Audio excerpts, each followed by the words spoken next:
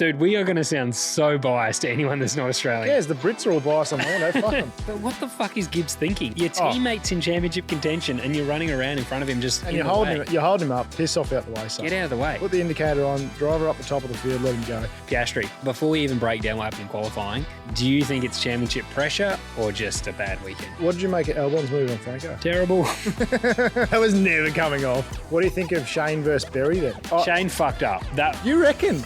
Oh no! He's in defence! The both in defence! They're all in defence! Oh, unbelievable! So who starts this now?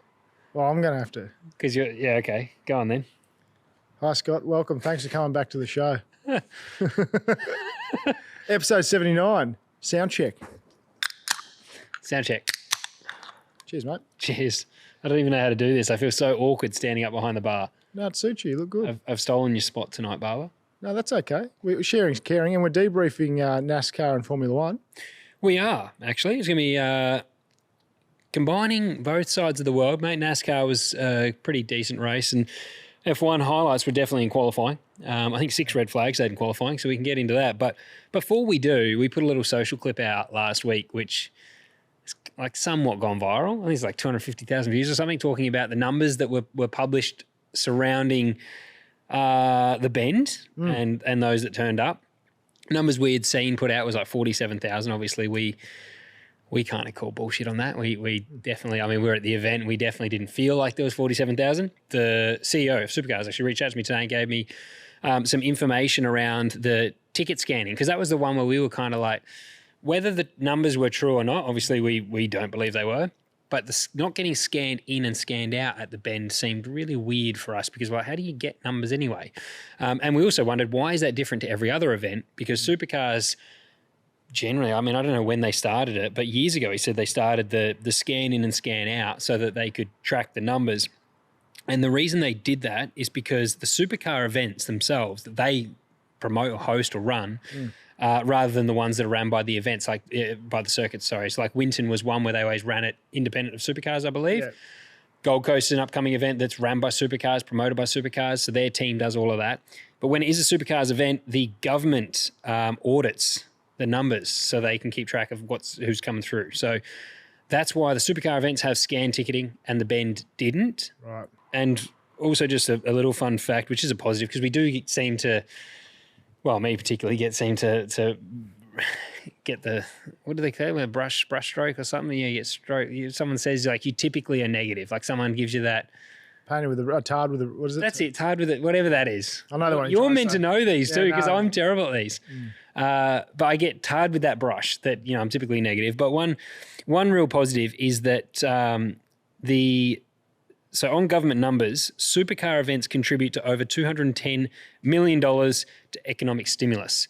So there's a great positive for the category. And the Deputy Premier for Gold Coast is at the Gold Coast 500 launch also said that the hotels are close to sold out. So I actually replied and said, I'm still waiting for that Supercar round to be a co-driver event, because that is one that I certainly miss and selfishly would like to be at. Yep. But he didn't say yay or nay to the numbers. All he said was this is why you get scanned at some events and not others. So those numbers aren't audited at the bend by the government. Yeah. Supercar promoted events are. I believe I've understood that correctly. I may have it wrong, but I thought that was interesting, because I did hear on Aaron Noonan's podcast as well, Jack Perkins said, it was weird, they didn't scan anyone. So I don't know how they get the numbers. We still don't know how they get the numbers, but we do know now how Supercars get their numbers, and they are audited by the government, which means I guess they'd have to be legit, you'd think, the Supercar rounds. So don't print your own tickets for a Supercar sanctioned event, okay? Yes. They're scanning. Yeah. All right. But if you want to go to the bend, you could just screenshot them and send them to all your mates and get them for free, we've found out. Well, the bend, I freaked out on the Thursday because they gave us less tickets for an entry. And I was like, I need more tickets, because I had sponsors and stuff coming. Yep. So I was going to go buy a ticket, managed to grab a couple of tickets off the category. And then it turns out I went to all that effort to do that, and we didn't actually need them because I never scanned in once or never checked them. So I feel like maybe next year everyone's going to turn up with screenshotted tickets that have already been entered in, and they will be scanning, because they'll probably, I mean, everyone listens to this podcast. Is 2025 tickets. That'll get you next year. Yeah, exactly. I also thought it was worth noting the slight change. Like every time I've reached out in the past to someone from Supercars, I either don't get a reply or I get sort of like, in the past it's been like, we've sent it up the tree and we'll have a response to you. Unprovoked, to have the CEO reach out to me today just via text and say, hey, this is how the ticketing is done and stuff. And you know, Gold Coast is looking pretty promising for numbers and that. I was like, I actually think that's pretty cool that, yeah, they're actually obviously, they must be keeping an eye on what we're doing, talking about it. And I'm sure they weren't stoked with what we said about it. But at least if we go there with questions, which we have in the past, we might finally be getting some responses. And yeah, hopefully we can get one of them, you know, a guest on the podcast, hopefully James Warburton, before Sandown is the plan. And then we can ask him some real questions and find out what's happening. The calendar next year looks like it's potentially going to be slim. I believe there's pushback from the teams wanting money, the category not wanting to pay.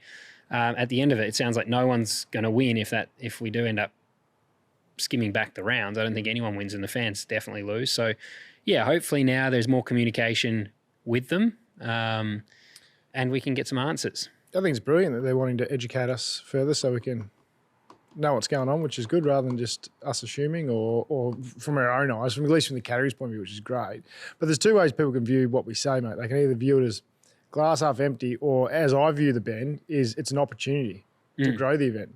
Hook up the camper, pack the kids and go to an event that it isn't that overcrowded and actually a good event. So it depends how people want to view the stuff that we say. But generally, like, we're always giving solutions and opportunities for growth, which is all we're doing it for. As you're saying now about the rounds, like, we want it to grow. We want more racing. So I know, like, someone replied, one of the comments was like, marketing 101 is you pretty much don't tell the truth. You kind of like bullshit the numbers and then hope people go next year. It's a solid strategy. But people do, don't they? They go like, and it is, I guess it is actually a marketing strategy where you say the product's great, so people buy it. And if the product's shit, you just hope enough people buy it. You don't need to sell a second one. I feel like but I don't think that's a sustainable model. I think you have to acknowledge the elephant in the room. And that's kind of what we did. I think that's what we always do. It's like, you might not like it, but it's like, if no one's turning up, what are we going to do about it? You can't just lie to everyone. We need to acknowledge that, okay, it's not great. It was pretty empty. What can we do in the future to maybe make the event more appealing? Or just highlight that, like you said, it was actually, like, from a viewing perspective, it was probably the best for GA that you're going to go to. Yeah. But anyway, I did want to acknowledge that because I was pretty chuffed that I'm sure they didn't like it. Like, it's 250,000 views on something that was seen to be negative, but he didn't come back and say anything about what we put out. Never said, like, fucking didn't like it, didn't do this, but he did say, this is why you didn't get scanned. Like, it was literally just like, must have seen our post and said, this is why people weren't getting scanned. And supercar events, this is why we scan them. So upcoming events, the numbers should be legitimate if they're audited by the government. Yeah. Which makes sense. And also the $210 million stimulus is pretty... Yeah, which is great. The sport brings huge money into the states and cities that it's going to. Well, there are people, there's one in particular that we're very aware of, just shits on supercars all the time. So that is, Jess even said, in motorsport in Australia is a $9 billion industry. It's huge. Jess Dane just said in our podcast we released tonight, actually. So this will go out probably tomorrow. But motorsport in Australia is not small. And bringing in $210 million to the economy is a positive. And that's just supercars, not all the grassroots and stuff that Jess is referring to with the $9 billion industry. Yeah, I think about how much I spend on a race weekend, just like at restaurants and stuff for the crew and in accommodation and all that stuff wherever we go, just for one little support category team. It's huge. So, yeah, you put that over everyone. Like, it's bringing a lot of money into towns. Yeah. All right, mate. NASCAR was at New Hampshire. We'll get into F1. That can be next. We'll do that. Okay. P2, because we don't need to get into yet how Oscar choked. And, we'll get to that later. We'll prolong that. NASCAR. Pain. Shane had his best qualifying, though. He did. And this morning before I left home early before he raced, so I packed my SVG shirt thinking we were going to be on tonight, and I must have jinxed him because I flicked the NASCAR race on in the morning and he was going the wrong way. So we'll get to that. But yeah, I think putting his shirt on before the races started is...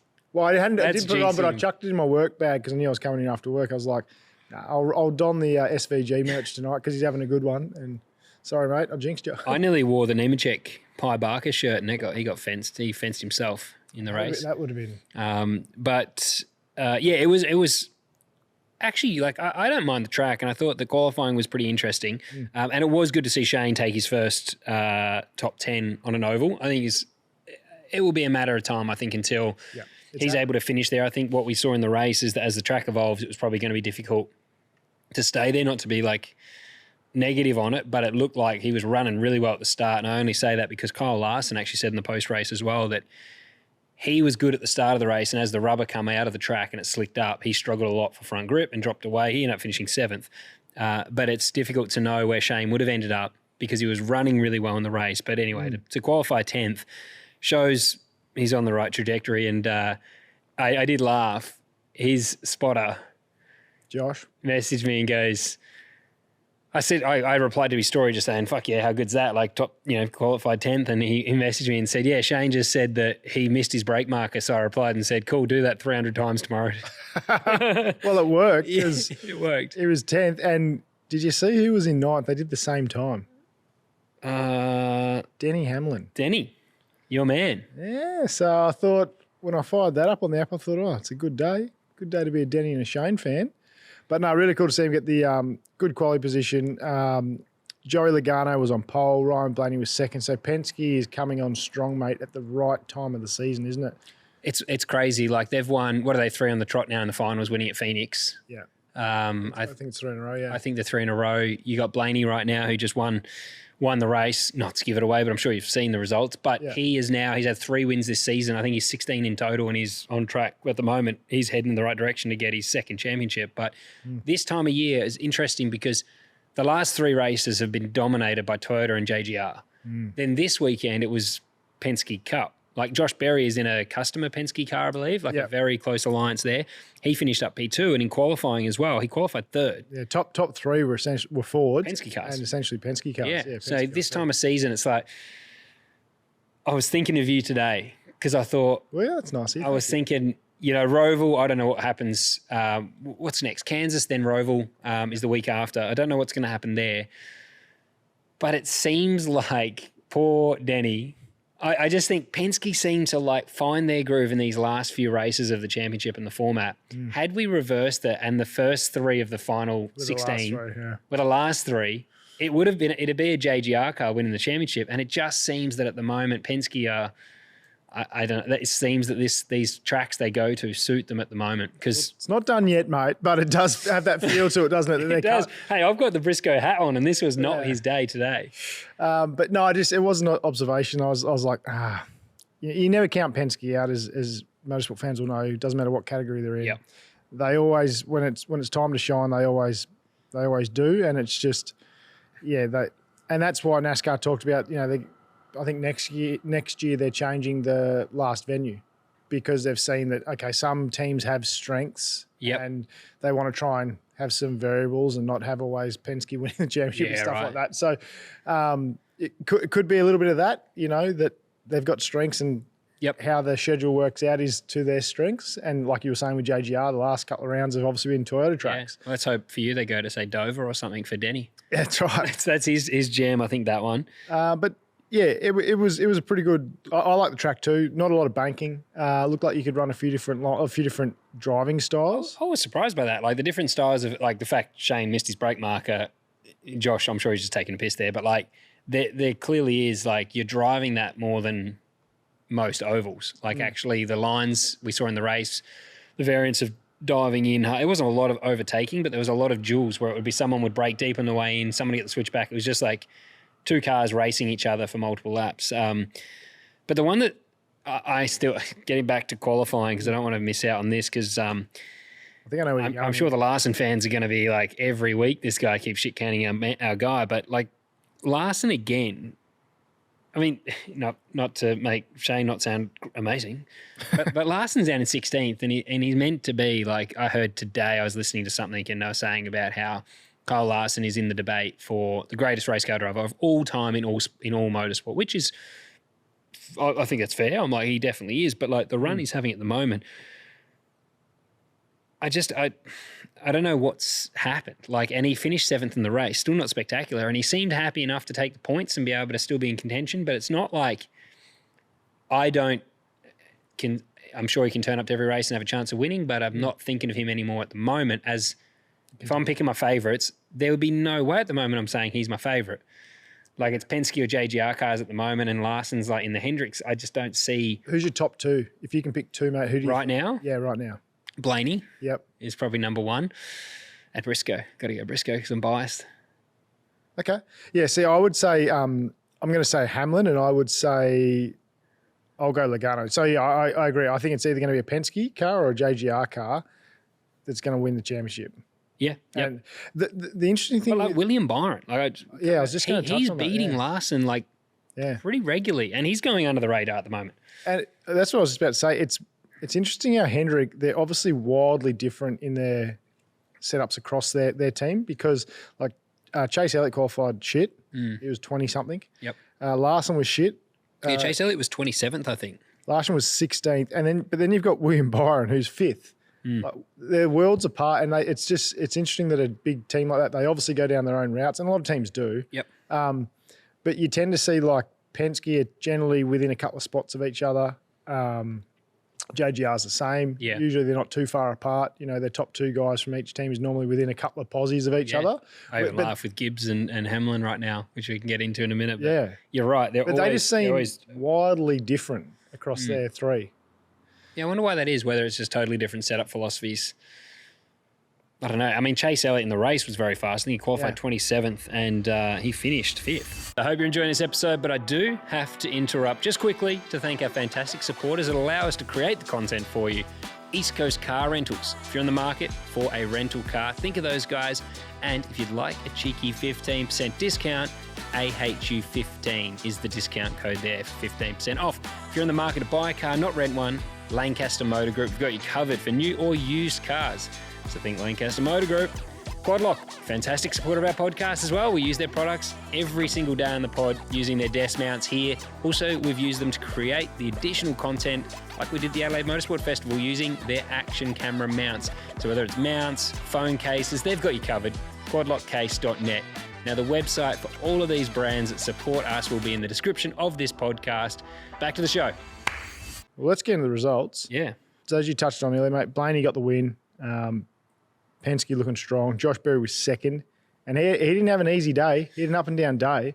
Shane turned him around. Yeah. You know, he had to work for it. So I laughed because Berry, I said last week, like, man, he's had some bad luck. And now he's out of championship contention.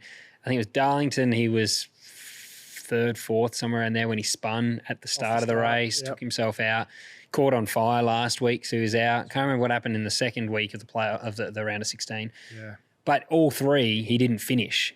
And then he gets his first result, and it's once he's knocked out. Like, I just felt bad. I feel for him because it wasn't that he was slow. He was fast in every round. Yep. And then this one, it's like, I don't know, how do you celebrate that after you've been bumped out, you've had 3 shockers, and you're like, fuck me, if I just had this last week, I'd probably be in the round of 12. And that's where, and when stuff like that happens to people or teams or crew members start going, oh, is it the pressure that's getting to him? Because all of a sudden the pressure come off because he's out of playoff contention, he's out of championship contention. Bang, P2.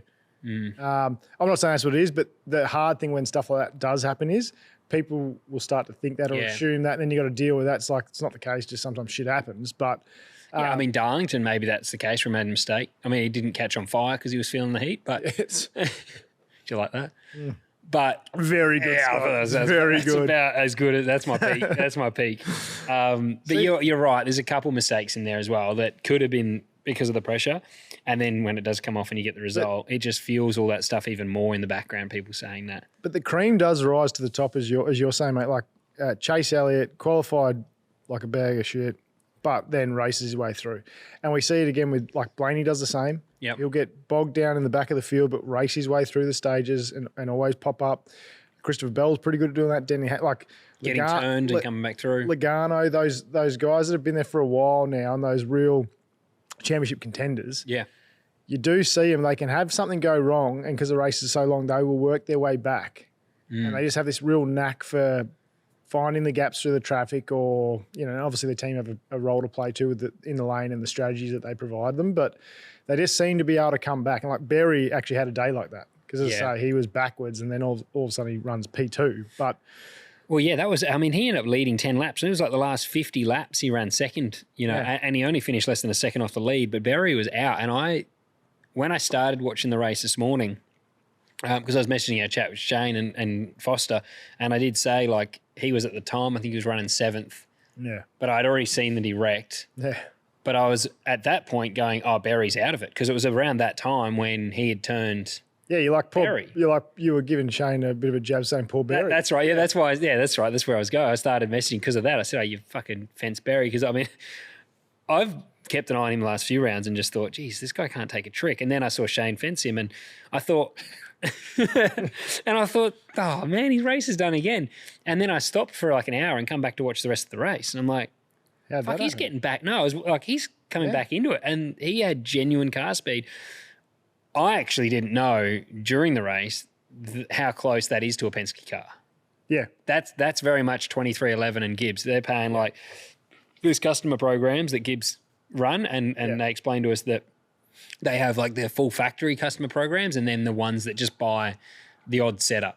2311 is a JGR car through and through pretty much. They just pick it up and Denny just takes his setup book from his one driver meeting over to his team. Exactly. And then I think it sounds like it's the same with Berry's team. So, anyway, cool to see him get that. And then William Byron as well to come home third was very good. I think that's his best result in – fuck, I did read that, so I should know. Again, he's I mean, this year hasn't been he was the regular season champion. Yep. But it's kind of been a bit up and down. But he's one too that I would say – generally will find his way back to the front if he's having a bit of an off day. Yep. Joey Logano was fourth. Chase Elliott, as we touched on, was fifth. Christopher Bell, sixth. So, again, you're getting a gist for the names that we're reading off. They're starting to come to the top now that it's go time. Kyle Larson was seventh. Michael McDowell, the real show, was eighth. Ross Chastain, ninth. So, nice job from the Trackhouse car there. Chase Briscoe, 10th. Carson Hocevar with the fastest lap of the race. He was quick again. He qualified well too. He was he was the second Chev in qual. So, again, him and Spire are doing a good job there. Yeah. Again, they're always thereabouts. We drove past their shop too. How small was that? Oh, compared to like the other shops we went to, Penske, Hendricks, JGR, very small compared. But they're obviously doing a solid job with the package they got there because he's always in the mix now. Denny Hamlin was 12th. Austin Dillon was 13th. Ryan Preece 14th. And then Alex Bowman 15th. Did you mention, where did your mate come, Michael McDowell? Where did he end up finishing? He was 8th. Yeah. The real show. You must have read past that real quick. I said the real show. Oh, you did? Yeah. Okay. I was thinking that today. I was thinking, I wonder how Elliott feels about this. McDowell was all over 88 all day, and I thought, fuck. It was funny when we were in America. He walked past us a few times, and I was like, the real show. Just because he, and he does, and he's obviously... For those that don't know the real show where it started. So it was after Chicago. Yeah. When Shane beat him, he basically said, oh, well, the real show's going to start next week at Sonoma and I'm going to spank him, basically was what he was saying in the press conference. And then he didn't. And then so we just started calling him the real show because it just... And look, he is... Give me his dues. He's brilliant at promoting the sport, and what he's doing is textbook. He's getting people to talk about it, and it's great. But obviously, we're biased to Shane, and then you're kind of like you have your heroes and villains. And I've just picked him as a little bit of a villain just from a couple of those comments. And it's nothing obviously personal against him. He's a good driver and all that stuff. Yeah. But it is fun to. You don't need to soften the blow, mate. You know what I'm like, mate. I don't like to upset anyone. I can tell. You start in hard, and then you just soften it off and try and last. But then he did win Chicago last year, and it was the way he talked about that too. He felt like this year he could have won. He does just talk a lot of shit. I don't think he really backs it up. But I did think today, I even put in my notes about him, and I removed it because I thought Barber's not even going to talk about this one for sure. He'll just ignore McDowell. Give him his dues. He ran top 8. Good on you, mate. How do you feel about Denny then? He's ran nowhere, 12th, mate. Yeah, well, led 0 laps. Yeah, he's forgot. Denny hasn't had a good day, and he obviously had a bit of friendly fire with his teammate Ty Gibbs. So that was entertaining. The conversation on the radio, like Denny was getting pretty. I didn't realise he fires up as much as he did. Oh, here we go. Yep. Oh yeah. Oh yeah. Oh boy. Yes, sir. Gibbs goes around. What the is he doing?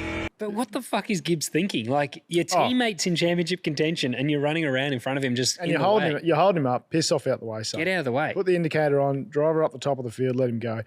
And it actually, and Seabell was there with him too, so it fucked them both over. Two of his teammates. Didn't just fuck one teammate, fuck two. Denny's basically blown up going, is the team just frigging scared to talk to him? Yeah. And for those that don't know, Ty Gibbs is the grandson of Joe Gibbs. Yep. He's pretty fiery on the radio. Yeah. From what I've heard throughout the year and stuff. So that was just an interesting remark that I didn't – there's obviously not tension, but there's obviously stuff going on there. And then Denny just had enough and gone and just sort of I'll put the clip in so we can have a listen of it because it was good. I love hearing it, but yeah, I'll drop it in this in the video. Are they afraid to talk to him? That's what I feel like. They're just scared of him. I don't know the answer to that right now. I'm just focused on trying to get the 11 the best finish. We'll talk about it after, I promise. Game on. That's the stuff we love, though, as fans, because we're so removed from it. You want to hear that stuff because it builds the excitement, builds the rivalries. I think it's always good when drivers are having a bit of a blow up at each other because it adds to the drama. I wondered if it was just because he's got the Gibbs last name, if that's why he was saying, are they just scared of him? Are they scared to talk to him? No, well, I'm not sure, but the way I took it was because I'd heard him on the radio a little bit this year, and I thought, I think he's saying because he's quite fiery. Is that why he's scared to? Yeah, see, I reckon it's like, are they worried about losing their job if they upset the Gibbs? You could be right, mate. I took it that way, but you could be spot on. I'm not sure. Yeah, because there's probably a few crew chiefs that it might not be the best career move to give Gibbs a big spray and tell him to get out of the way. But I mean, you're going for a championship and you're not. You take it upon yourself to get out of the way. It's like the blue flag rules in Supercars at the moment. I saw some comments saying, like, why should they be getting blue flags? Like, they're still running their own race too. It's like, mate, it's the leaders. Because we saw it on the weekend. They're about to be lapped. We saw it. The race is done. We saw it at the bend with Seaton not getting out of the way. And like the bloke, he's running his own race, but Brody come up to him, this in Supercars at the bend, and he didn't get out of the way. No. I'm like, you don't even need blue flags to know that the race leader has caught you. Yeah. Get out of the way. Like, don't interfere with the race. And I feel like in the Cup Series, it's very much the same with the playoffs. Like, you don't interfere with those 12 guys, especially when it's your teammate. You know, because your race isn't...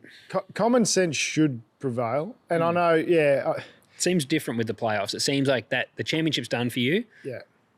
If you can get a win, great. But if it's for 10th, it doesn't seem like you interfere with the playoffs. And look, maybe Ty Gibbs thought, nah, stuff him. He's safe anyway for this round. I want to, like, maybe that was where he's... Yeah. And if that was the case, I mean, he's still racing, maybe. But it entertained me, listening to the blow-ups. Hunters, I just want to take a moment to thank one of our fantastic supporters, Shaw & Partners Financial Services. Shaw & Partners are a leading national investment advice and wealth management firm. They act for and on behalf of individuals, institutions, corporates, charities, and family offices. So, if you're looking for advice or assistance with investments or strategies, look no further than Shaw & Partners Financial Services. With a 35-year history and 8 offices strategically placed all over Australia, their financial advisors are within reach and ready to provide tailored solutions and advice. For more information, follow the link in the description of this podcast. Back to the show. Another 11th place finish for Hocevar, which is, I don't say another 11th because he hasn't had a lot of those, but he had another good finish is what I would say. You like Carson. Dude, I'm a big fan. Only because I'm not racing the kid. He's not going to take me out. Yeah, when I watch him, I'm like, I think he's a prick to race against, I'm sure. Like, he drives in everyone. But as a fan watching, I'm enjoying it. I like watching him. He's aggressive. Yeah, I don't mind the way he races people. I don't really think... It's just if you're on the receiving end, I can see how it gets tiring. But, But is he that much worse than Lagana on half the other blokes? Brad Keselowski today making it 5 wide and fencing Shane. Correct. Like, I don't think he's any worse than any of the other guys that you'd classify as aggressive racers. Yeah. I just think he's new. Yep. But he's doing a pretty good job, dude. Like, if I was him, if I was his spotter or his crew chief, I'd be saying, don't change a thing, dude. I love what you're doing. Like, yep. Yeah, because he's not wrecking much. Like, it's not like he's wrecking himself much. No, he's getting good finishes. I would put my money on him ending up at a top team soon. I just reckon someone will see the raw speed and talent and go... Well, I also think Spire are on the path of being... Like, I know they're smaller, but they're clearly... But what about if Austin was to, say, lose his seat at Penske? You reckon Penske or something? Yeah, okay. I know what you're saying. Like a top 3 team, if one you of the get big 3 or 4. Yeah, like Hendricks, Gibbs or Penske come knocking your door, it'd be a hard one to say no to. And I just feel like with Cindric's doing all right, but he does well on the super speedways. But then Hocevar seems to do quite well on the shorter tracks, and there's a lot of them. Yeah. No, I think, and we were at Darlington, mate, and he had a good reception to when they called him out. Like, I think he's got a bit of a fan base because of the way he races too. I think, so to your point. Get me on board. No, yeah, to your point though, I think someone like a Penske or one of the top 4 teams would go, well, he's got a good following. Mm-hmm. He's getting results. He races hard. People like those polarising people. It's kind of like a Ryan Wood. Like you need, he's an aggressive racer, and people start to get behind that person, and it snowballs. They get more and more confident. You put them in a good car on a good day, and like he'll win an oval soon. Like I honestly think it's a matter of time until he wins an oval. It's hard at the moment with, like, unless you're in a JGR car. In the last 3, you weren't winning. If you weren't in a Penske tonight, this morning, you were not winning. Yep. But when he gets to a track where he has an opportunity in his car to be fast, I think he can. What about anyway. Might not be a popular opinion, but no, I'm with you. Like it's just a matter of time. I'm enjoying watching it. If you can constantly run the top 10 on those speedways, it's just a matter of time that the wreck falls the right way and you win. Yeah, on a late caution or whatever. And I don't care what the guy's like. If he doesn't have, because I saw him on Dale's pod, doesn't have, like, he's not mates with anyone. I don't care if people like him or not. He's not getting paid to make friends. He's fun to watch. Anyway, that's my little. What about Brad Kay? Plug. What a fucking peanut. yeah. You're not on the fence on that one, are you? Here I was backing him the last couple of rounds we were there. I wanted to see him get a win. Now I don't care if you don't win this year, mate. Yeah, Keselowski drove like a bit of a brick, didn't he? Where was he going? He was off the track. Like even Shane was half off the track, like under the painted line. And then he's like, oh no, there's another car. But then he ended up hitting the inside wall, and it was just it was not on, mate, is what it was. Yeah. No, I'm with you. That was actually really bad. I thought that one was I was spewing because I was just and he only had like 20 seconds to decide whether or not he'd make it. Yeah. It wasn't like he was down the inside getting squeezed, and I was watching and thinking, fuck, surely he's going back out here. They don't, though. And they're 5 wide. You lift, you lose. America, baby. Yeah. Isn't it funny? The driving standards are so confusing sometimes when you go, like, it's like here. Ours change. Yeah. They're pretty consistent. It's like if you're in a... Do what you want. As long as you don't bloody run someone wide off a corner, you're good. But, you know, like, I feel like they're very... Like, ours, we could do in Australia, we could do the same thing 2 weekends apart and get penalised for one and not the other. Yeah. Over there, it's like you hold your lanes, like you don't squeeze someone on exit. That's like a major, like there's just certain things you can and can't do, and it never changes. Yeah. The interesting thing about that shunt was he was actually off the circuit. Yeah, so that one. Like if that white line deems the edge of the circuit, like he was technically off the track. I bet he didn't get a penalty. No, I'm sure he didn't, but they just don't.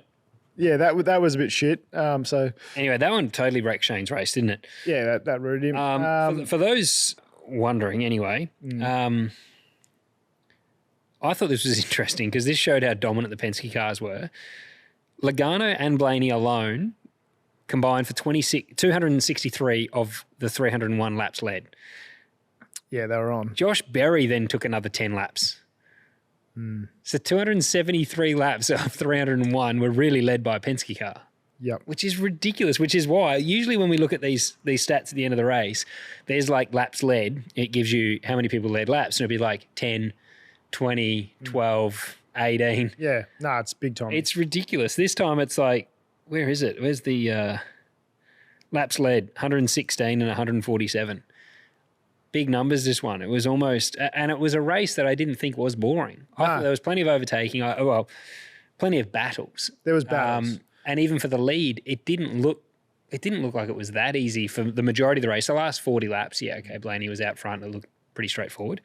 But I was definitely surprised to see that they had led 263 or 273 if you include Barry of 301. That is dominant. Yeah, no, that was, and it was like what we saw from Toyota the other weeks and stuff like that. What did you make of when Denny Hamlin did spin Ty Gibbs? What was your thoughts on that? Like, clearly intentional or not? Yeah, they're all intentional. Even when they say they're an accident, they are 100% intentional. Everyone that gets wrecked in NASCAR, my opinion is they've been wrecked on purpose. Someone's wrecked them. I know the hook is dangerous and intentional, but all of them, dude, like he'd had enough. What do you think of Shane versus Berry then? Because Shane fucked up. You reckon? Well, I reckon Berry pinched him down. I reckon that's on Josh Berry. They said though that it does diamond or whatever they described it as, where you go, it's double apex. So you're right in what you said. You're saying that Josh Berry come back for like the second apex. I'd agree with that. I actually looked at that one, like I didn't even put, I like sort of saved some of the videos of the shunts. That was one that I actually feel like there's not a lot of analysis in it because it was just pinched him, Shane sort of couldn't get out of it. I just put it on Shane because I'm like, he did turn him and went up a bit high. I disagree. Sorry about that. I didn't mean to do that, but came back down. Yeah, all good.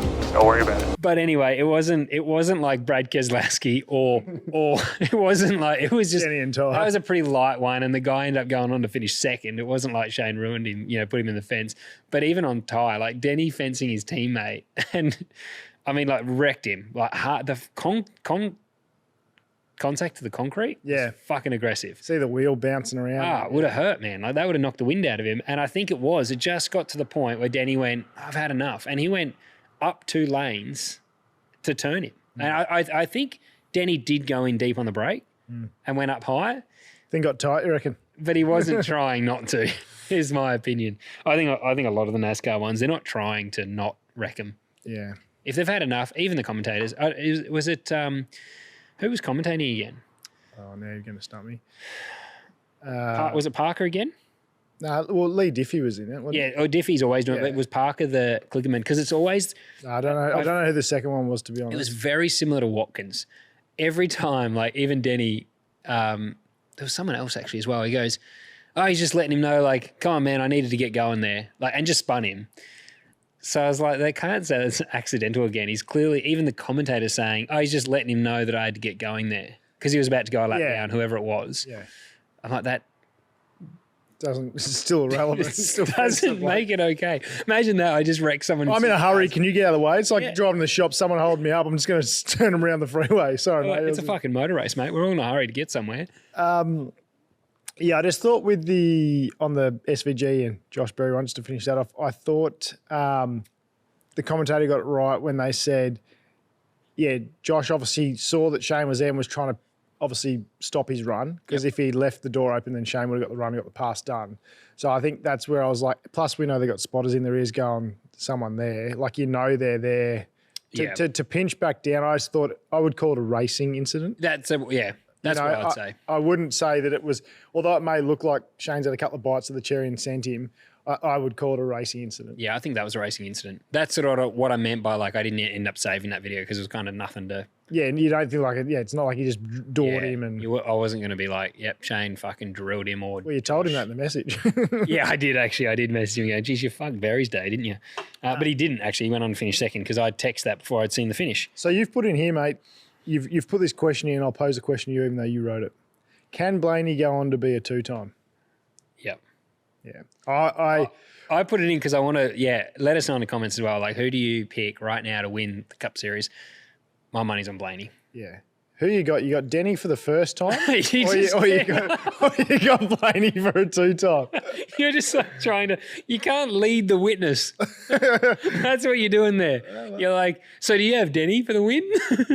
Let us know what you think, folks. Chuck it in the comments. No, I don't actually. Denny is my who forgot this weekend. Yeah, okay. We don't really do that for Cup Series because they vary so much. Yeah. But I can't believe it. But so you got Denny as a who forgot? He finished 12th and won last week. So no, that's fair enough. I think it's a good call. I'm just looking out to see who I think. We remember it is about the car. But Cody Ware. I had this in my notes. Did you see him have a swing and a miss at taking Austin Dillon out? Because Austin got into him. Pretty sure it was Austin Dillon got into him earlier in the day, and then he's come back later in the race. We'll have to find it and we'll put it in the thing. It's a I'll put the video. It's a pisser. I'll find it. I haven't seen it myself. So he's gone to go up and take him out, and he's wrecked himself hard. Oh no! He's gone to the rear of him. He's done nothing to Austin's car. He's just pressed on, and he's torn his thing to shreds. Like bent it all up, and it was like textbook swing and a miss.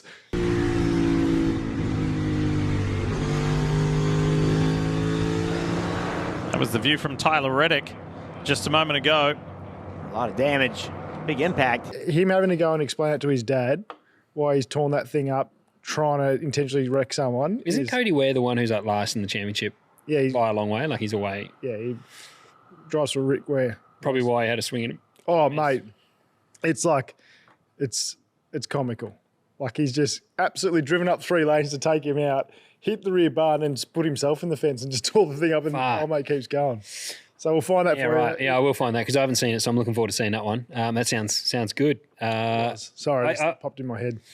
No, that's all right, mate. I saw him wrecked and driving back to the lane with the car rooted, but I didn't know what actually happened because normally he's not racing anyone. So that actually makes sense that he's wrecked on his own trying to hit someone. Yeah. Maybe he should have waited for the caution for everyone else to slow down so he could hit someone. I did want to put in. I wanted to ask you though, if you can't say Blaney, like you just said, did you say Blaney as well? Yeah. So And I'm going to say you can't choose Denny. yeah, that's cool. Who's your favourite? Yeah, if I'm being realistic, I think I'm going to go Logano. Yeah. Just, again, Penske, I think, are coming on strong as they always do. They're strong at the last track.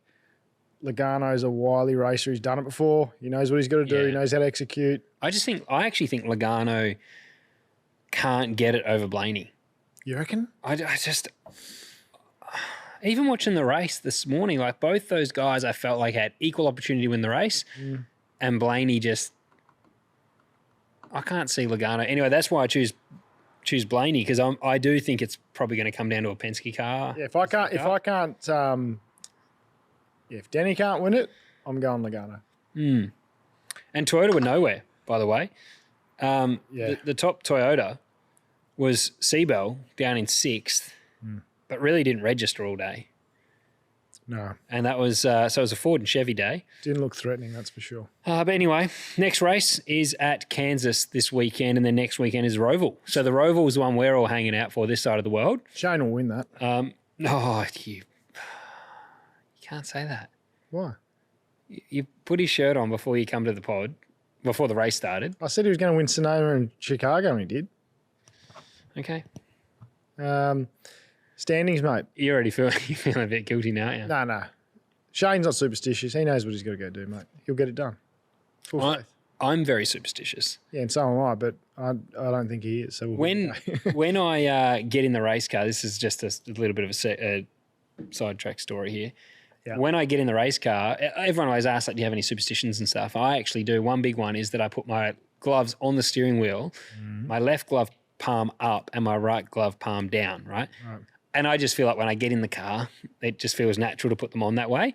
If it's wrong, I will actually get out of the car, and it's the number one that, not when I'm a co-driver now, so I do it myself. But when I was full-time, the number one mechanic would always do it. And if he did it wrong once in Darwin and I got out of the car and he fixed it for me, and it's just I just do not like driving if it's the wrong way around. The bend on the weekend, I've thought about this so many times since it happened. The practice session where Jamie hit me was Saturday the 13th. Oh, you fucking love and yeah, I know. I've heard this a million times with you. Every time it's the 13th, it's race day, like, it's going to be shit. And I got in the car and the gloves I had put in myself the wrong way around by accident. And you know what? I went, Doesn't matter. doesn't fucking matter. And it's practice. Like, what am I going to do? does. Miss an apex and it might be a slow lap time. Anyway, I should have got out of the car, fixed my gloves, and Jamie would have seen the white line and slowed down appropriately. Yeah. See why I have superstitions? I don't know if it would have changed it, mate, but I'm with you. I've got similar sort of things. Left boot on always, left glove on first. Yep. There you go. I tempted fate and it bit me in the ass. Standings. Yeah. So the standings, aren't they brutal? Like the JGR cars obviously won the last 3 to get in, and then now Briscoe is on the bubble. So he's 8th. He's on the cutoff line. Ross Chastain is in 9th, so he's outside. So it goes down to 8 after Roval. Yeah. So we've got 2 more rounds left of this part of the championship before it goes 8 down to... Goes down to 8. Sorry, it goes down to 8 and then it goes down to 4, doesn't it? 8-6-4 or 8-4? Anyway. Should know that one. The hunters will tell us in the comments. But below the cutoff line after the first round of this round of 3 is Ross Chastain, Austin Cindric, Tyler Reddick, and Bubba Wallace. The Bubba Wallace one's a big surprise for me because we'd been saying again last week how good he'd been going, and he had a shocker. I think he finished 20-something in the race. So he was the lowest, obviously, of all. He probably needs to win next week because when they go to a road course at Roval, like he's notoriously not that great on them. He was doing better. He was up the arse of Bowman at Chicago this year. This year he's definitely improved, but because it's not his strong suit or he doesn't like them as much. I wouldn't write... I'm not writing him off, yet. but I think he will be hoping for a solid one neck to give himself a bit of a breather, I think. Yeah. I think, they all are probably. Yeah, you're not wrong. the points probably don't matter because they're pretty close. Like Ross Chastain, for instance, is 12 off, which it's still very close. But it is just a brutal system because when you got a win under your belt and you go into this round, it just resets and doesn't matter. So leading the way in this this part of the standings is Blaney. William Byron is second. Kyle Larson's third. And you were writing him off.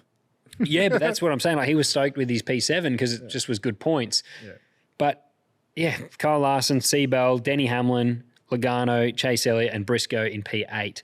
Briscoe is obviously the one that I'm hoping gets up. But yeah, this is what's made me think I think it's going to be a Penske show at the end. Like Blaney already having that win under his belt means the next two races they can focus on their performance in the next round of three because he's already through. And that's what, like Logano said that once. He said, we spend our whole year making sure we're into the round of 16 and then we spend the 16 once we get a win into the 12 and you're always thinking, okay, now that like Blaney's got that win. Yeah, leapfrogging. They can spend, there's only a week between each event. So that means they could spend a day now thinking about the first round of the next part of the playoff, not Kansas this weekend and Roval next weekend because it's not critical that they win. Yeah, maybe they can do an extra day of sim for the next event. Yeah, that matters. Yeah. So it is really important to get a win early in these playoff rounds to be able to focus on that next part of the playoff. And so yeah, the advantage just gets better and better, I think, for those guys. So that's why Blaney's my favourite. Yeah, no, you've good reason. Who's your pick for Kansas then? Off the top of your head before we move on to F1. Last one. Guess. Who's winning Kansas? I'm just going to say random guess Christopher Bell. You're not going to believe who I'm going to guess. Who? Larson. You probably nail it too. I saw his post race and I had a gut feeling because at the moment I wouldn't be picking him at all. And I just thought the way he was talking, I was like, oh, maybe like I could see him having a shocking round since the Coke 600, a shocking run. Yeah. And then just coming to life right now, getting a win and being in that next part of the playoffs. But anyway, that's why I've picked Larson as in my gut feel. I reckon he could win Kansas. Yeah. What the heck is a quad lock? Watch this to find out. Whether you're in the car, on the bike, on the water, in the air, your phone is an important tool. Keep it secure with Quad Lock. F1. Yep. Are we up to that? Yeah, no, up to F1, mate. Good call. 6 red flags in qualifying was probably like the highlight of the whole weekend. I think it went for longer than the race qualifying. Yeah. I actually love that track, just as a side note. Like Baku, that to me is like just looks like a good old school street circuit. Yeah, I'm the only thing I don't know why it seems low grip. I think it might be the wind that catches people out, but the amount of mistakes, it doesn't seem like it rubbers up that much. Like even sound check. Just a Coke, mate. It's okay. I don't know what the ambient was on the weekend, but like seeing some of the mistakes, they just look like they were driving on cold tires. And I do love the track, but it made me wonder, like, is it cold? Is the wind the biggest factor? Because they talk about the wind a lot, and obviously they're cars that are dominated by aero. So the wind is one of the most important factors. But it does look like an amazing track, but it looked like it caught a lot of drivers out with cold tyre lockups because every shunt really was locking a front and just understeering. Yeah. Like Oscar's was in qualifying terrible. Like it did not look like it was turning ever. Yeah. I don't know how early you'd have to brake, but it did not look like it was even close to turning. No. And so I'm not sure why that is. Street circuits are notoriously because no rubber down and stuff like that. The surface is a road, not a racetrack. Can be a little bit low. Yeah, I'm not sure why. But I just love watching F1 there. Yeah. Because to your point, I think you know that they're on edge on every entry into the corner. Not because they're going so fast. Especially qualifying. It's low grip and you know it matters. Yep. So I find that stuff super entertaining to watch. And we saw a few people, say 6 red flags, few stuff ups. Qualifying's always interesting. I think, I don't know if you have the same feeling, but like Bathurst is a place where to go fast, you have to be prepared to crash. Yeah. And that's what, like, I think you're saying with Baku, to qualify on pole, like Charles Leclerc's had, I think this would have been his 5th pole position consecutively. But equally, you can wreck going for pole because you've got to you got to be pushing to the limit that much that there is just as much chance of you not coming out the other side of the corner when you hit the brake pedal as coming out. And that's what, you're right. Like this track has that many 90-degree corners where when you pick your braking marker, you almost don't know if you're going to come out the other side in a qualifying lap. You've just got to have blind faith that the car will stick and you come out the other side and you get pole position. It's no difference to, I guess, qualifying at Adelaide. Yeah, yeah. You know, Adelaide Town, any of those. That's why I think I love watching street track, because you know from yourself, just from what we do, it is that you're like, well, if I want to stay on the front row here, I'm going to potentially have to add the bit of risk here. Yeah, Homebush was the one for me. Remember turn one? Homebush was... You'd be coming down the front straight and just thinking the whole time like where your marker is. But once you commit to the corner and you turn in, often you don't know. You're like, fucking hope it sticks. Is this tyre wall going to grab me on the exit or what? Exactly. Newcastle was the same. Yeah, yep. Yeah, exactly. Turn one there. And that's Baku. I think it is exciting to watch. But Q1 had the most amount of red flags, which was pretty ridiculous, actually. Albon was the first.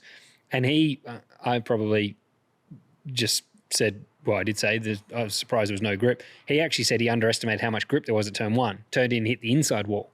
So that was a bit of a rookie error, and that put him out, which was disappointing for him because obviously Sainz then went on in Q3 to qualify second and was very fast. So for Albon, he'd be kicking himself because he's kind of led that team since he joined it, and Sainz has gone on to get the podium this year. But the next one was Hulkenberg, kind of like we're saying with Homebush and Newcastle and Supercars. He went into that 90 right, committed to the turn. You got the escape road, but I feel like once you've turned in, once you got a certain amount of, you're like, oh, can't do anything about it. I'm done. I can't go back anyway. Exactly. You can't hook left last minute. And then the Gasly Colapinto one. Up the escape road was Gasly. Colapinto arrived on the scene before the yellow had come out. The white flag was out, but then he stuck it into the wall.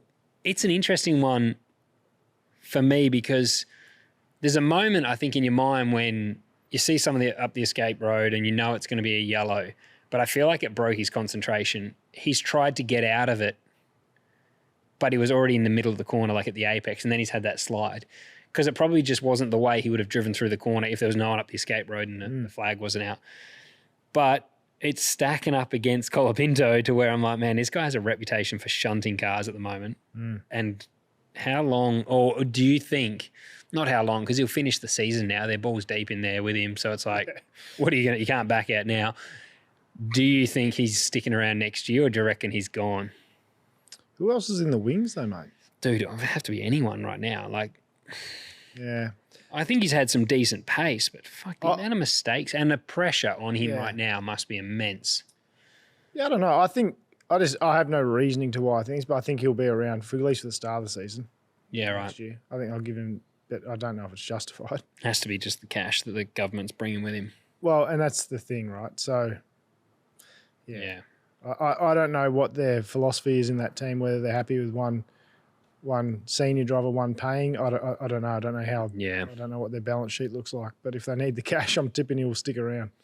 It's almost like he got away without a penalty there, but Flavio's going to be giving him, a lot of grief, I would say, after that, because it was pretty embarrassing, I think. Yeah. Like that was to have both your cars, one up the escape road and then one wreck while the other one's trying to do a 10-point turn. And then I guess the biggest disappointment all season for me has been Hamilton. Yeah. 5th time this season he's been out in Q2, qualified 12th. I mean, I don't see it changing this year. It's a bit disappointing. Bit of an anti-climax year for a Hamilton fan, hasn't it? And I'm a Hamilton fan, so yes, and so am I. And I thought, I had all these.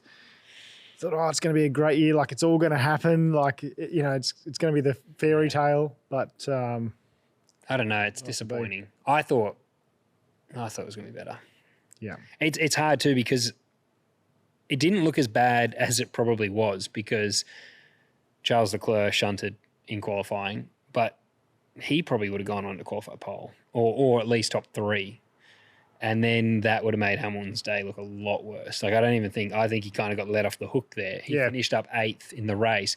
And then to cap it off in the race, he actually didn't back off enough to let Leclerc through. So Leclerc let him through to have a crack at Sonoda, I believe it was the end of the race. But obviously the rule is like, if you don't pass the guy, you've got to let your teammate back through.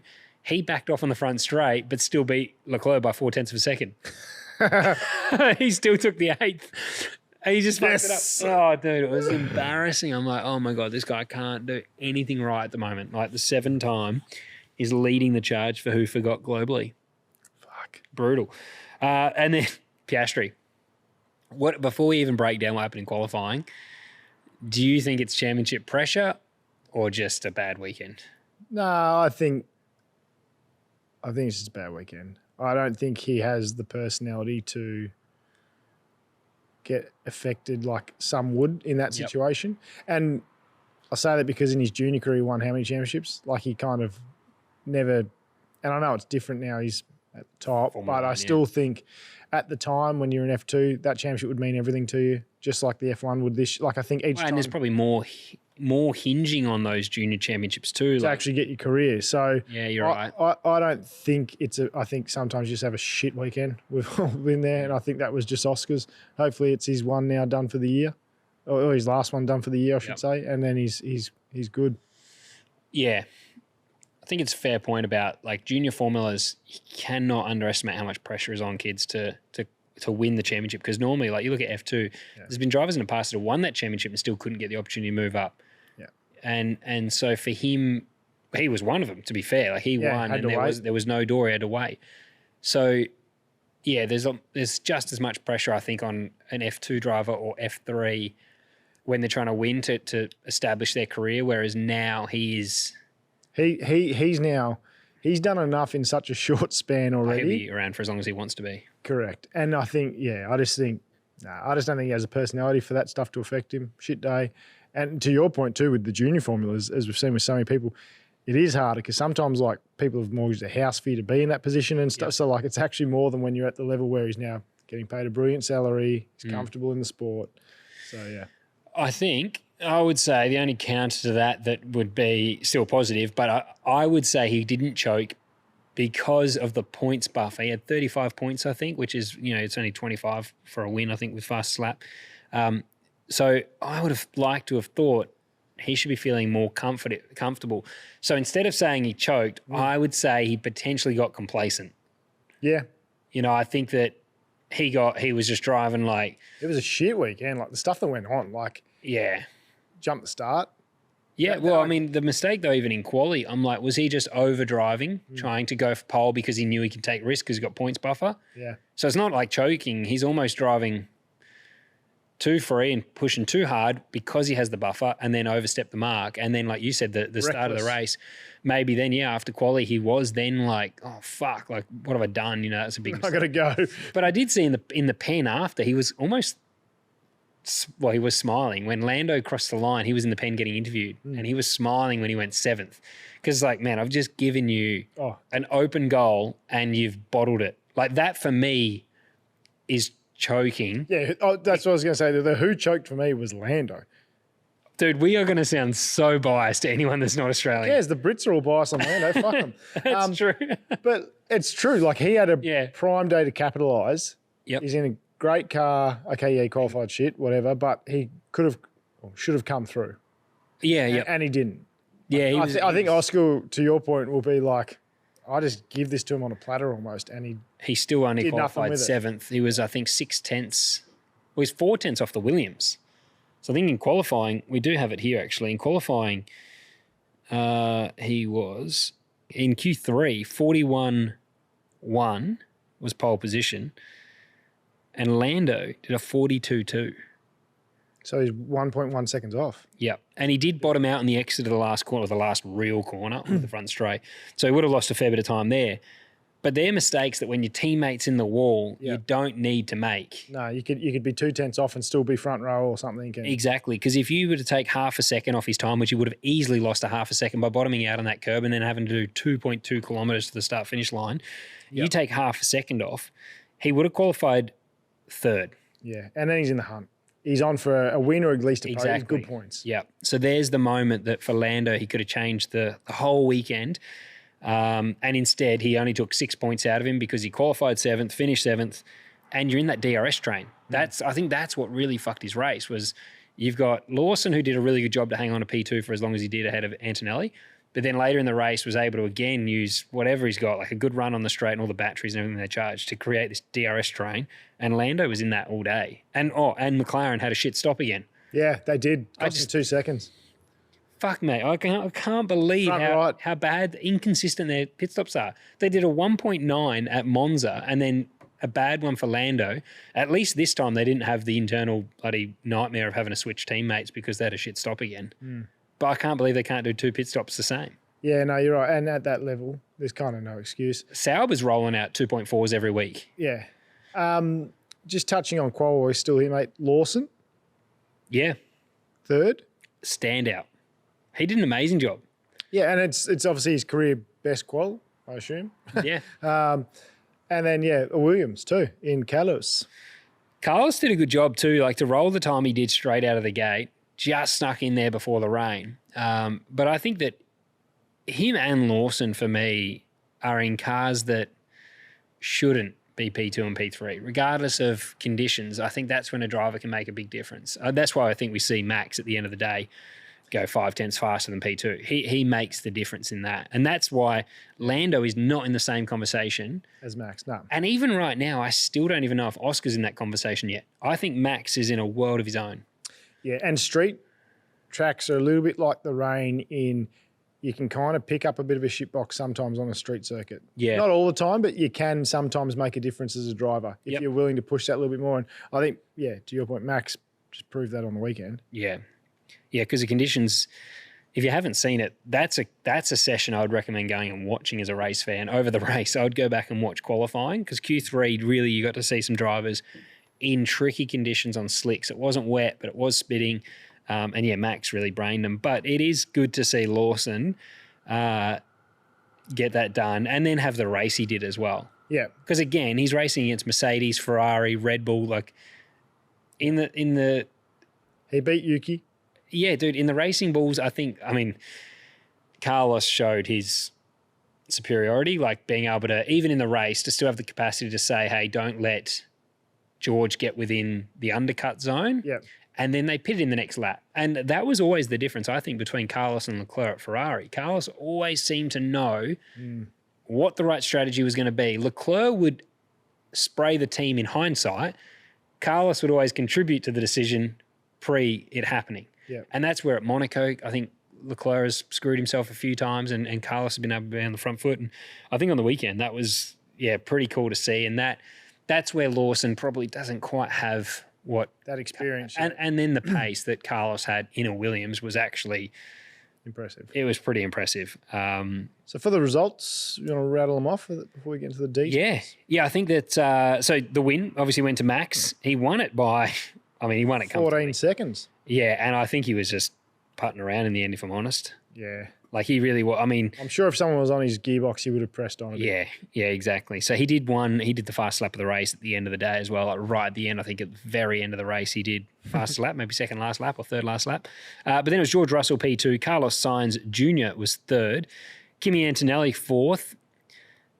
He's on the cutoff line, I think, right now of his own career. There's still a big gap between him and George started behind him by a fair way too. So you work at that change, it's a bit there. Not only just points, but pace in this race. And then Liam Lawson came home fifth, which I think is a real good result. It's better hang on there. Yep. Splitting a Mercedes and a Red Bull with Yuki Tsunoda in sixth. Lando Norris seventh. Lewis Hamilton 8th and Leclerc 9.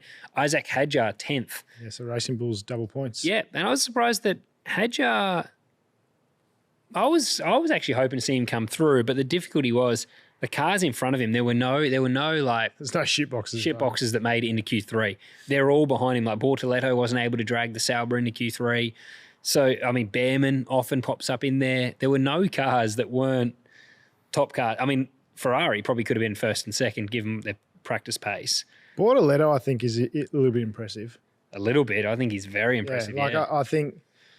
Yeah, I'd like to see him in a good car in a year or two, and I reckon he would be I think he's doing a great job. I wonder where he could go. I could see him popping up in the Merc seat. You reckon? Well, why haven't they signed Russell yet? And we're not hearing anything at the moment. Where would Russell about go? Kimi? Yeah, I don't know. Like what? Yeah, I don't know. I don't know why they're stalling on that. money. Well, I think George has to be a top 3 driver. He's proved it again, mate, really, hasn't he? Like, because where George qualified, it was... George Russell qualified 5th. Oh, okay, so I thought it was further back than that. Well, he just dropped back at the start. That was all. Lost a couple of places off the line. Yeah, gotcha. So, but I don't know why they're stalling on George. Like, if you were to say your top 5 drivers, I go Max, Oscar, George, Lando and Leclerc. I just don't know in that order. They're my top 5. But right now I'm putting George ahead of Leclerc and Lando. So why wouldn't you sign him? I mean, what do you think of your top 5? Yeah, I'd go Max, Oscar. I'd probably just change up the order. I'd probably go Lando ahead of Leclerc on yours, and Russell's in there. Yeah, Russell is 4th. I'd go Lando, Russell, Leclerc. Lando, yeah, okay. Yeah, see, I put Russell ahead of Lando. That's only because I think it's hard to tell this year too, because I think Lando's in the better package. I think back though to Williams. I don't think he was ever out-qualified by a teammate there. He got the one opportunity at Mercedes to pop up against Bottas when he was going really well against Hamilton. He out-qualified him and would have won that race, but they got the tyres mixed up and he had to do a drive-through. So he would have won on debut for Merck. That's right. So he was like a gun immediately in that car. Hadn't driven that car. Yeah. That was Valtteri's car. And he gets in and goes, obviously got in Lewis's car, but Valtteri had been there all year. And then goes up against Lewis, beats him, immediately beats him too. And I'm like, okay, he's obviously, I mean, the gap, I think, between him and Lewis was the same as Leclerc and Lewis. Why is it, do you think he gets, I guess, because on that, which I agree with you. He's underrated. He's underrated. So why is that? Is it because he's that, I don't know, that quieter person? I'm not sure, yeah. But as you just say, like. If he'd have got in the Merc when it was at its peak, he'd have 3 world championships. Yeah. Yeah. Like if he went in, if he replaced Rosberg instead of Bottas, he probably could have beaten Lewis. But then you say that, obviously, you know, ifs, buts, and maybes, yeah, exactly. But and also when Lewis is on, you know, at his peak in confidence, can he beat him then? I don't know. All you can say is when they're teammates, he beat him. Yep. So if you just went 3 years prior to that and put him in the car when it was a winning car, could he have beaten Lewis? I think he could have. I do think he's underrated. I don't know why. But yeah, I just think Merck need to tie him up soon. But I don't know what his other options would be anyway. Yeah, I don't know. Right now. Unless Lewis isn't tied up forever at Ferrari. Like, could Ferrari be looking at him? But then Bortoleto, I think, is a Ferrari kid too. I don't know. I feel for George, though, because if he was in a winning car, he would be hard to beat. Someone that's that good shouldn't be waiting on a contract. Yeah. As you say, he's top 3. Yeah. Potentially top 3 driver in the world at the moment. Exactly. Jump start with Oscar? That surprised me.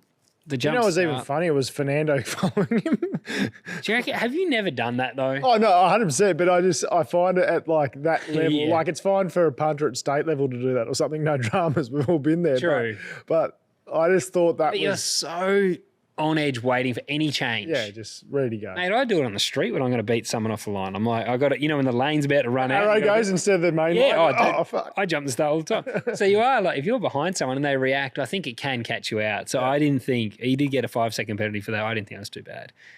I didn't laugh at him like you did. I mean, you do offend everyone. So that's just, you sit on the fence like to offend people, mate. Sorry. That's true. But yeah, that was, and like Oscar then crashed, but he self-penalised himself hard because he stopped and Andy still kicked in twice. Yeah. And then he would have got a penalty anyway. It's like, mate, he's already self-penalised himself hard and then unfortunately I'm nearly surprised that they would have given him a 5-second. I'm like, I actually would be like, yeah, he doesn't need any more. Oh, if I was a race control, I'd be like, he's more than penalised himself here. Even after he crashed, there was talk like, do you think a penalty for the jump start could carry to the next Grand Prix? And Kroon's like, nah, I don't think so. Surely not. Like, could you imagine just salt in the wound if they're like, yeah, you're going to get a 5-second penalty next Grand Prix? That would actually be stupid. It'd be fucking ridiculous.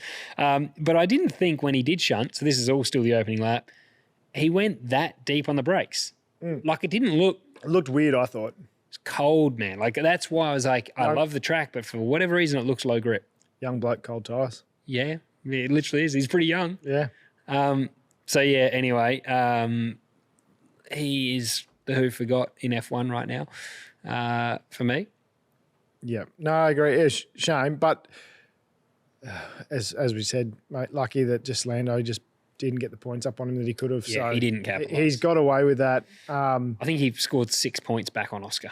So pretty funny watching Oscar just kicking it with his feet up, watching on someone's phone behind the barrier. Did you see that on the telecast? Like he didn't even look that phased. Like he's like, "Are you okay?" And he's like, "Yeah." I assumed he probably couldn't get back to the trailer. Is that why he sat there the whole time, or like? Yeah, I find that's happened a lot lately. Like at Zandvoort, that happened with Leclerc, and he sat on the infield. I know that he was on the opposite side of the pit lane. Yeah. But surely they can get him back. Like I've never had an accident. I've crashed a lot. Then I can't get back to the pit lane. Like someone drives you back. I've been on a scooter at Adelaide, at the Adelaide 500 before. Yeah. In the parklands there, I've had to hold old mate. I wonder why that is. Why in F1 they can't get him back to the pit lane. Yeah, I'm not sure. But yeah, he looked pretty chilled, just sitting there. Yeah, he didn't look like it bothered him, which nothing seems to.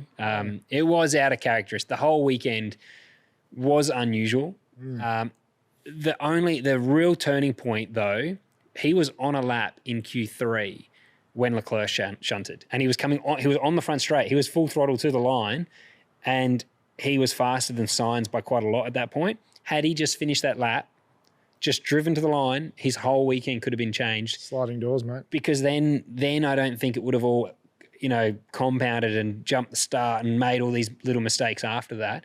Because, yeah, if he'd have qualified in the top 3 ahead of Lando, he might not have been looking for that extra special start.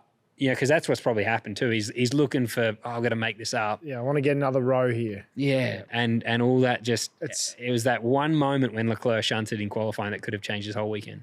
I mean, how many times has that happened to you, mate, where you qualify where you shouldn't have and you have the world's worst weekend because you're back with the peanuts? Yeah. Like it is so, that's why qualify in all categories, and obviously F1, like Oscar's just proved that it's the exact same in F1. Like it happens on a quali lap. Yeah. When you're like. Sets up your weekend. And in a quali lap, like you can lock a front and then you try and make it up and you give up more. You can never make it up. Like, and that's sort of what happens, isn't it? Like qualifying, you have bad quality, you try and make it up. You're already doing the best you can. Yeah, you're already you maxed can't out. Get an extra special start. It is what it is. And unfortunately, you just have to then at that point try and execute, which is probably what he's been spectacular at. And this was just a blip on the radar where he's had a bad day. It just went from bad to worse, with the dual anti-stall thing, like jump start, twin anti-stall. Then he would have got a 5-second penalty anyway. Then he sticks it in the fence. And it probably did all start from Leclerc's crash and him not completing that one lap. It could have changed everything. And it's a track that's hard to pass on. That surprises me, though. Like, it's not like it's a big open track where he could go, I could dump 5 seconds here and over the run still make it into the top 6 or whatever by the end of the race. Sort of like it was, and it was always going to be a hard day. And then Turn 1 needs to be a hairpin. You reckon? This 90-degree corner in a modern day F1 car is like, they're like 3rd or 4th gear. Like they're not even. Yeah, they're still going. The braking zone is so short that even with DRS, it's not like you can outbrake someone. Like you go back to. That's the problem with F1 in general, though. Most circuits, like we saw that shitty move from. Was it China though? China's got the big hairpin into the last sector. There's like the hairpin right into a 90 left on the front straight. Yeah. But like that always has, that's a massive straight into a hairpin. You can outbrake people there. Yeah. I don't know. It seems like it should be a track that you can pass at though. And in the past, it has been like Oscar won there last year. I think he passed a shit ton of cars to get there. This year was horrific. Yeah, I don't know. Because it is a track that I love it. I only say like hard to pass because the cars are big. I mean, they haven't changed obviously in a year, but the cars are big and like as you say, the braking zone's so short and it's narrow, low grip.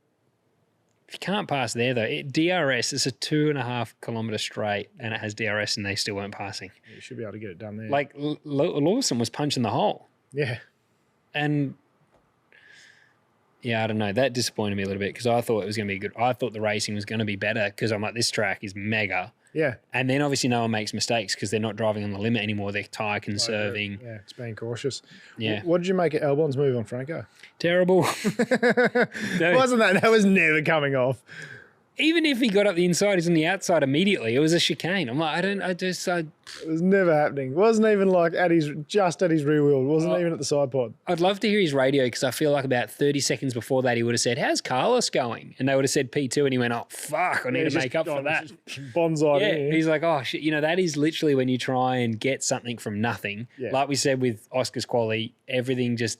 Or when you just get frustrated and you start going, you throw the toys out, Yeah. you go, fuck it, I can get another 5 meters. No, you can't. You can't. You're already pinching fronts where you were, mate. What do you think's going to happen? Like, And it literally is like a left-right and he's gone down the inside of the left thinking, yeah. in like a 20-meter braking zone, I could do it. And he just turned. And Franco, like, he's just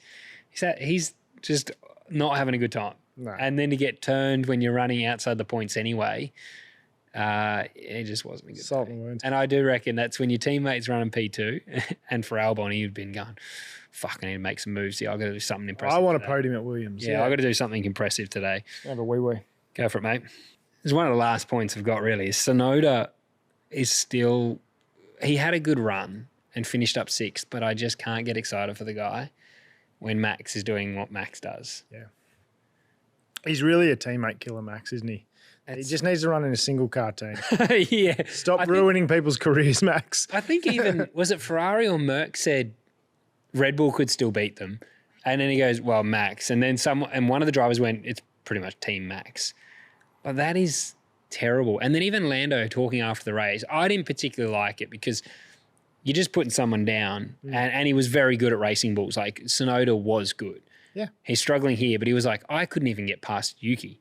And he just kept saying it like Yuki's useless. Like as if it should be an easy task. And also like he's better than Yuki. Like when someone speaks about someone else like you're better than them, you just sound like talking down almost, yeah. You sound like a flog. Yeah, to your point, no one's really done well against Max when you think about it. Yeah.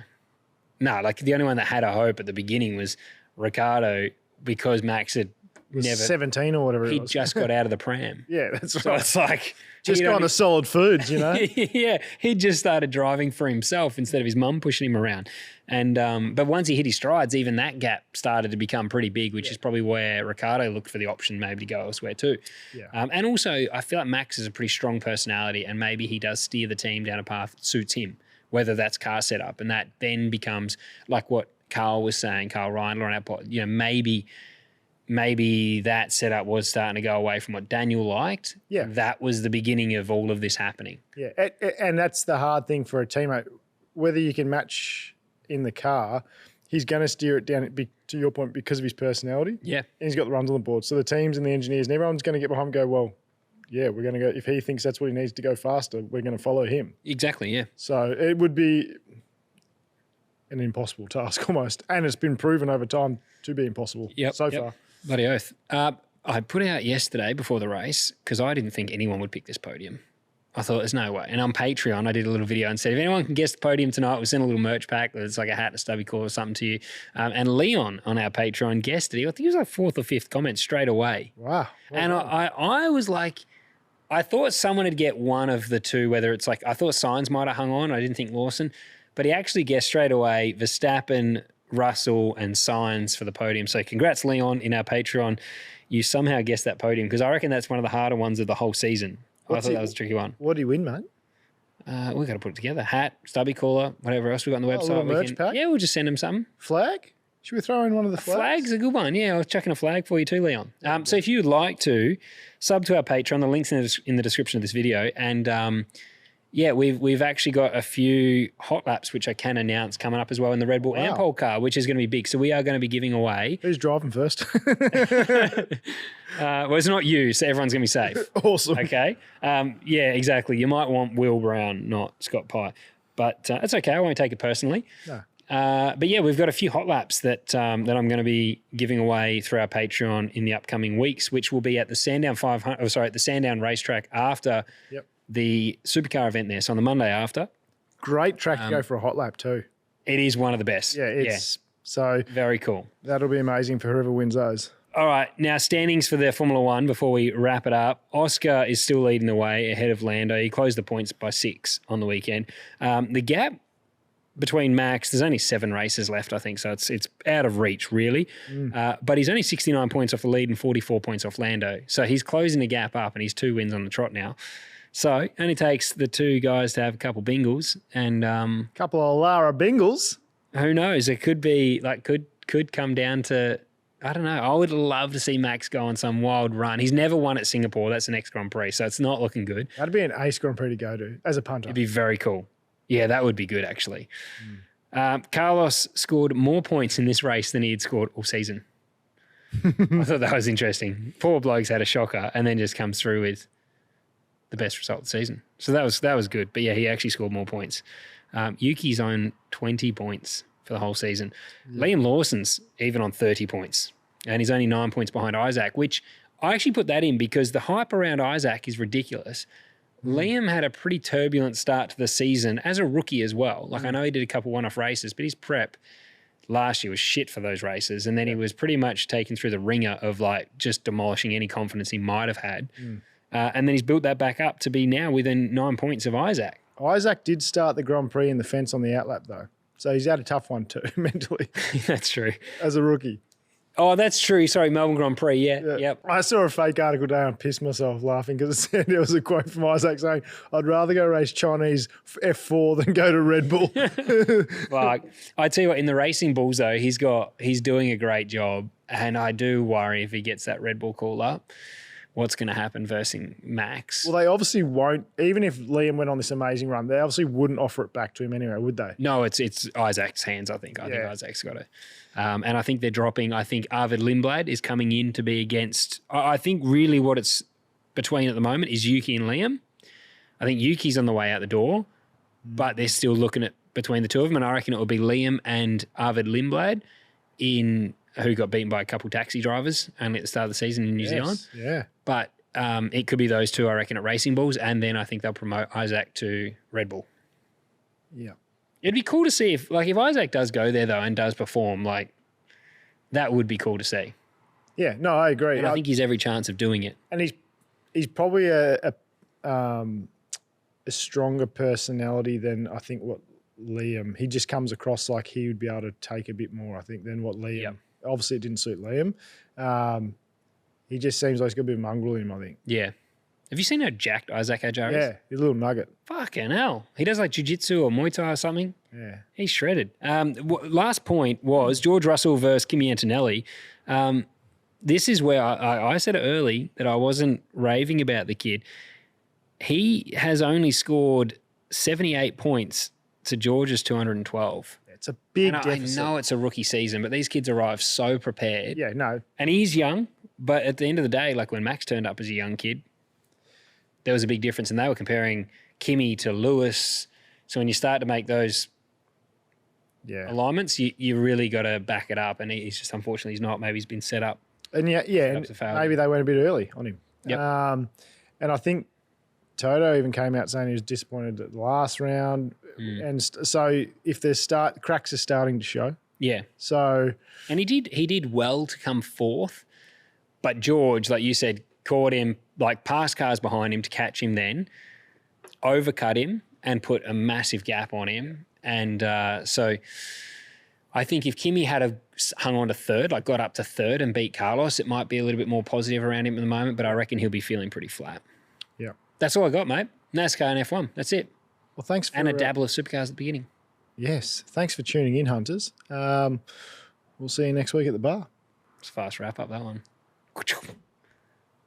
Chop it off like a circumcision.